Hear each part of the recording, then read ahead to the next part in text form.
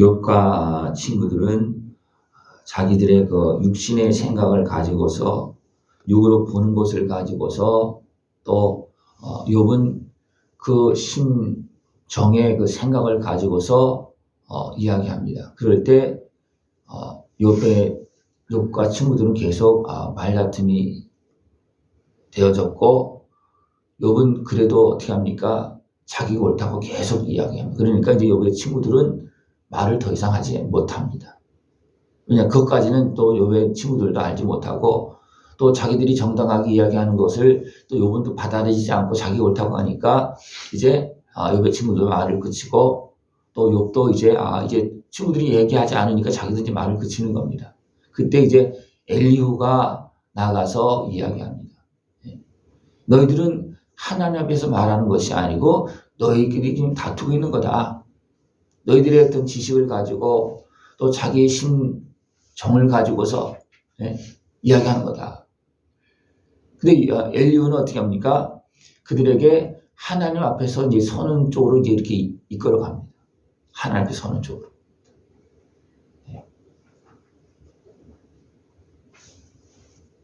하나님의 영이 나를 지으셨고 전능자의 기운이 나를 살리시느니라.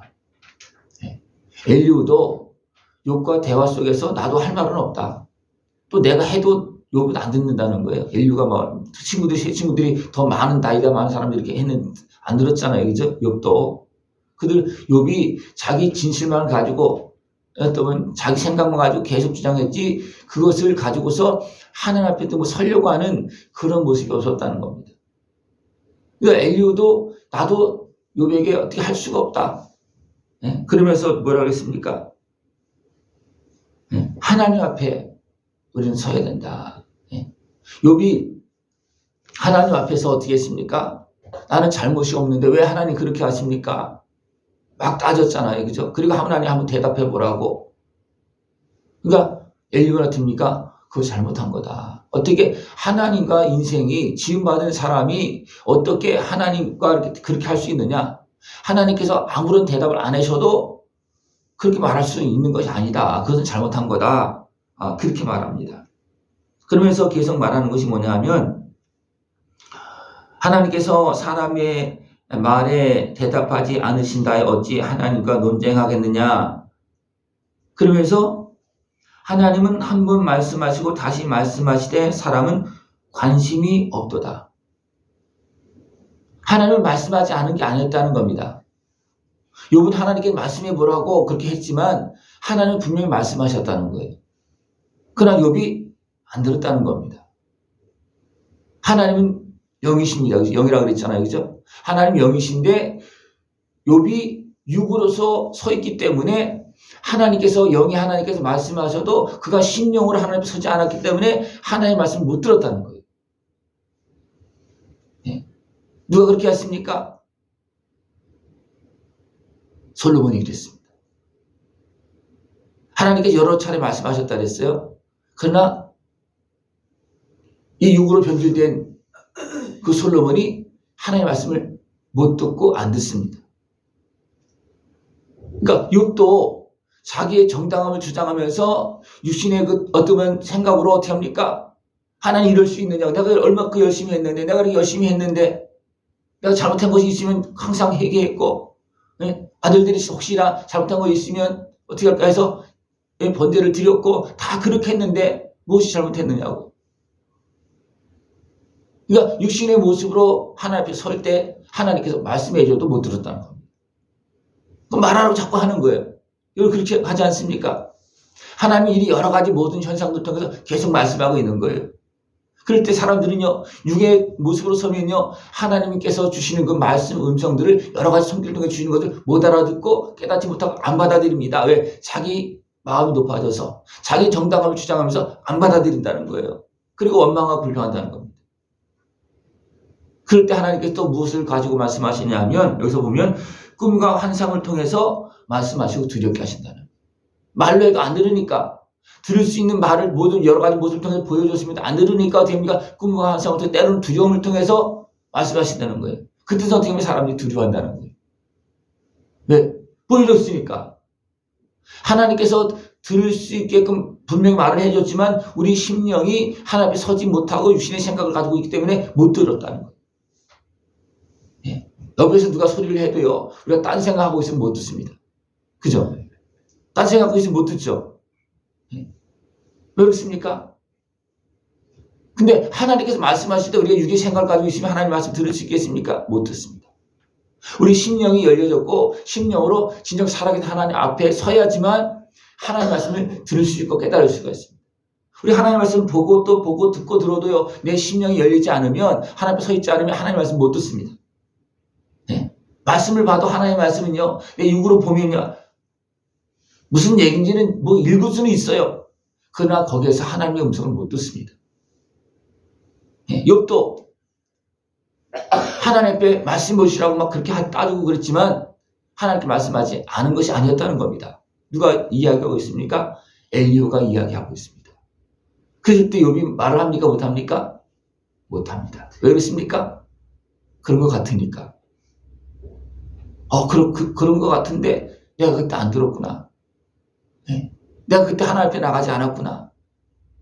그러니까 욥의 시험이 계속 길어지는 이유는 뭐냐면 그가 이런 문제를 가지고 하나님 앞에 나가서 하나님 앞에 은혜를 깨닫고 바로 됐으면 이 통과가 되어지는데 자기의 정당함을 주장하면서 막 그냥 불평하고 막 그렇게 하고 있으니까 시험이 계속 진행되어지는 거예요. 계속 나가는 겁니다. 그러면서 욥의 상태가 더 심각해지고 이제 뼈가 드러날 정도로 막 되고 이제는 욥 자신도 이제는 죽는구나. 그렇게 할 수밖에 없는 그런 상황이 되어진 겁니다. 그게 계속 깊어져서. 그죠? 그러니까 사단이 시험하는데 그 시험 속에서 많이 흔들렸다는 거예요, 욥도. 흔들려서 이해하지 못하고 때로는 원망하고 하나님 앞에 막 그냥 따지고 있고 그러면서 아직 시험을 통과하지 못한 거예요. 그죠? 거기서도 처음에처럼 하나님을 인정하고 하나님 앞에 예배하고 그렇게 했더라면 되는데 그 처음에 시험을 통과했어요. 그죠? 그 다음에 그 두 번째 시험은 어떻게 됩니까? 바로 통과를 못하는 거예요. 그리고 원망 불평하고 계속 문제가 심각해지는 그런 모습이 되어졌다는 겁니다. 그러나 하나님 그런 과정 속에서 그 심령 속에 분명히 말을 했다는 겁니다. 분명히 꿈과 환상으로도 두려움을 주고 했다는 겁니다. 네. 욥에게 이제 엘리후가 그런 말을 하니까 욥이 아무런 말을 못하는 거예요. 대답할 말하고 해도 못하는 겁니다. 왜 그렇습니까? 그런 것들을 욥은 전혀 모르는 것이 아니라 알고 있기 때문에 그렇습니다. 우리 그럴 때가 있죠, 그죠? 내가 말하지 않았느냐? 이런 건 뭐냐? 그래서 어떻게 말할 수 있습니까? 대부분 말 못하면 하나님은 그렇게 말씀하셨고 그런 증상을 보여주었고 꿈과 환상으로 나에게 말씀하셨기 때문에 내가 알아차리 못 쳐서 그렇지 분명히 하나님 말씀하셨다는 거예요. 내가 내 생각과 고집해서 그렇지 하나님 분명히 말씀하셨다는 겁니다. 욥에게도 분명히 그렇게 했다는 거예요. 그러니까 엘리후는 그 상황을 보지 못했지만 하나님 이렇게 말씀하신다. 그러니까 욥이 말을 못하고 있다는 겁니다. 엘리후가 욥에게 말씀하신 것을 엘리후가 들었겠습니까? 듣진 않았을 거예요. 그러나 욥의 세 친구와 달리 엘리후는 이런 내면적인 그런 모습들 하나님께 주시는 그런 현상들을 이제는 알고 있기 때문에 그것을 이야기하니까 욥도 더 이상 말을 못하는 왜? 욥에게도 그런 증상이 있었기 때문에 그렇다는 겁니다. 우리에게도 그런 것이 있잖아요. 그죠? 그런 것을 이야기할 때 그렇구나. 그랬구나. 내가 그때 깨닫지 못했구나. 그때 하나님이 나를 찾아오셨구나. 그때 나에게 말씀하셨구나. 그럴 때가 많습니다. 이제 엘리후가 욥에게 말하니까 욥도 그것을 받아들이고 있는 그런 모습이라는 겁니다. 그는 사람의 혼을 구덩이에 빠지지 않게 하시며 그 생명을 칼에 맞아 멸망하지 않게 하시느니라. 그 다음에 30절에 보면 그들의 영혼을 구덩이에서 이끌어 생명의 빛을 그들에게 비추려 하심이니라. 처음에는 혼을 구덩이에서 이렇게 말하고 그 다음에는 영혼을 구덩이에서 옵니다. 혼은 그들의 마음과 생각입니다. 영혼은 더 깊은 겁니다. 그죠? 하나님은 혼도 분명히 구원하시고 그들의 마음과 생각도 지키시고 말씀하시고 구덩이에서 건지시려고 분명히 하셨다는 거예요. 그건 안 듣습니다. 대부분 안 듣습니다. 이런 상황 속에서는. 계속 자기 주장을 가면서 어떻게 합니까? 강하게 나갑니다. 자기 의를 드러내면서. 그것이 교만이고 자기 의를 드러내는 모습이에요.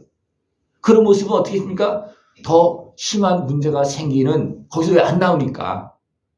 거기서 안 나오니까 그 마음과 생각 속에서 하나님을 인정하고 좀 그런 것을 돌아보면서 진정으로 하나님 나가면 그 음성을 들을 수 있는데 거기서 대부분 안 듣는다는 거예요.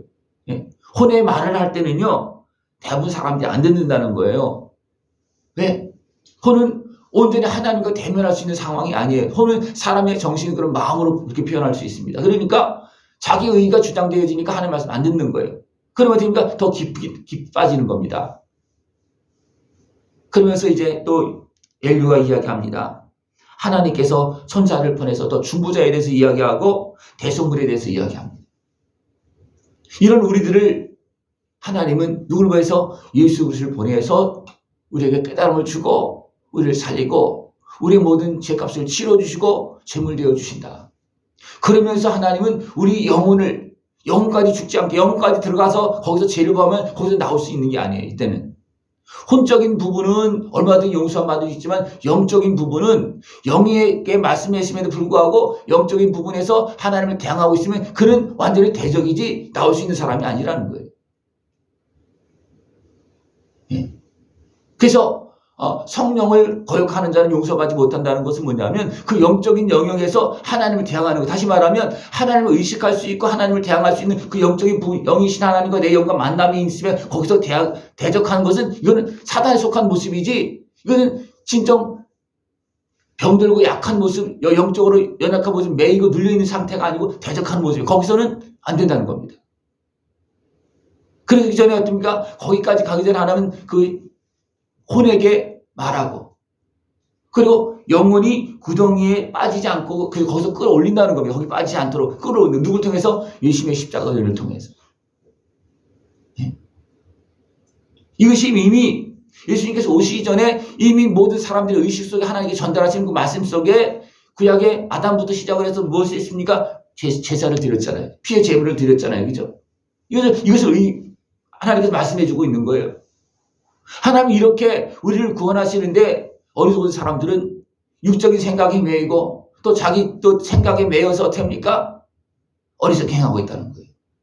어리석게 행하고 있으면 거기서 하나님의 은혜 앞으로 나가지 못한다는 겁니다. 하나님은 이끌어내시려고 말씀하시고 때로는 꿈으로도 환상으로도 말씀하시는데 사람의 그 마음은요 광박해지면요 안 듣는다는 거예요. 자기 옳다고 주장한다는 겁니다.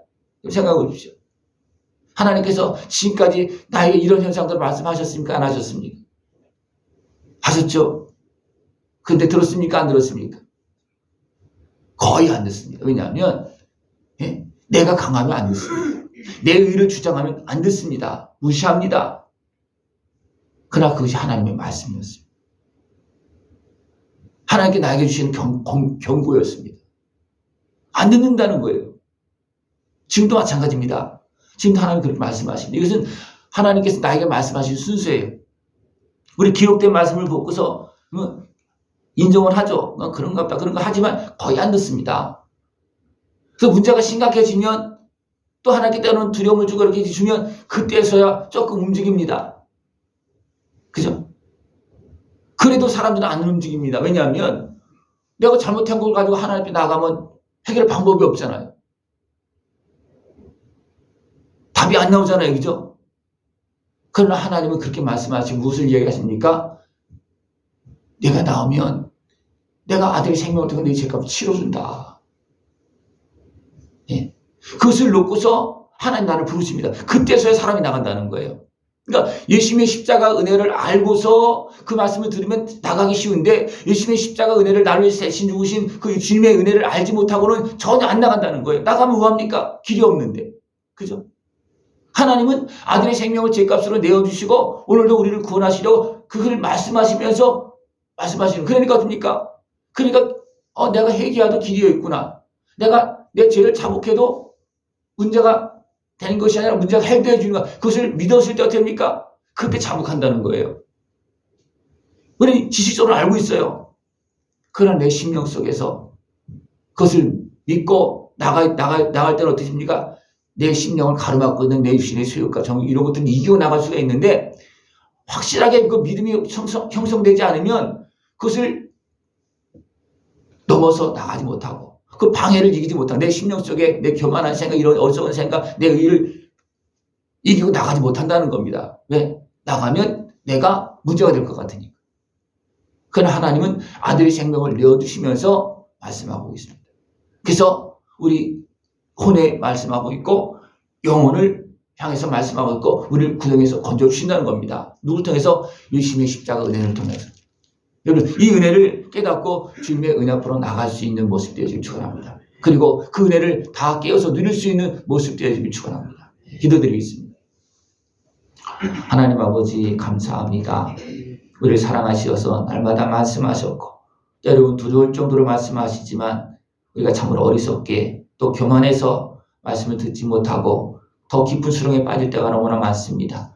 그래도 하나님은 우리 영혼을 구덩이에서 건져주시고 죄값을 치러주시고 오늘도 영원한 영광을 걸어갈 수 있도록 은혜의 빛을 비춰주심을 감사를 드립니다. 영원한 생명의 빛을 비춰주심을 감사를 드립니다. 그 말씀을 듣고 빛을 받으며 하나님께 약속한 은혜의 복을 다 드리고 영원한 영광을 걸어가게 하여 주시옵소서.